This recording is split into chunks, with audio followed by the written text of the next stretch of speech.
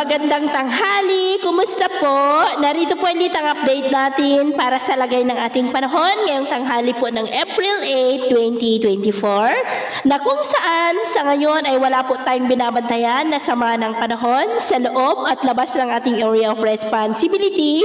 Patuloy pa rin na mainit na hangin na mula sa Pacific Ocean o yung easterlies ang umiihip po dito sa ating bansa.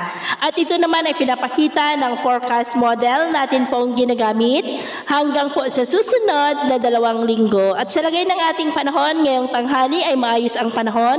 Sa malaking bahagi ng ating bansa, mainit at maalinsangan ang panahon pero may tsansa pa rin ng maulap na kalangitan with isolated rains sa ilang bahagi ng Samar provinces, ilang bahagi ng Leyte, Caraga, Sulu Archipelago at ilang bahagi po ng Quezon province. At mamayang hapon, patuloy pa rin ang maulap na kalangitan with isolated rains sa may Samar provinces, Leyte, Caraga, kaya mag-ingat po tayo sa posibleng mga banta ng mga pagbaha at pagguho ng lupa, lalo na po sa ilang bahagi ng Eastern Visayas at Caraga dahil posible po ang may kalakasan ng mga pag-ulan sa ilang bahagi.